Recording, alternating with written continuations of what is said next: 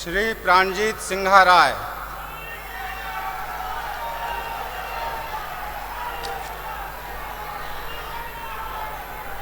আমি শ্রী প্রণজিৎ সিংহ রায় ভগবানের নামে দৃঢ় বিশ্বাসের সহিত শপথ করিতেছি যে আইনত প্রতিষ্ঠিত ভারতীয় সংবিধানের প্রতি দৃঢ় বিশ্বাস ও আনুগত্য রক্ষা করিব।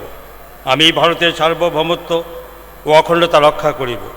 আমি ত্রিপুরা রাজ্যের মন্ত্রণালয় অথবা বিভাগের ভারপ্রাপ্ত ক্যাবিনেট মন্ত্রী হিসাবে আমার কর্তব্য বিশ্বস্তভাবে ও বিবেক পরায়ণতার সহিত সম্পন্ন করিব এবং ভারতীয় সংবিধান অনুযায়ী ভয়, অনুগ্রহ, প্রীতি বা বিদ্বেষ মুক্ত থাকিয়া সর্বশ্রেণীর লোকের প্রতি ন্যায় আচরণ করিব।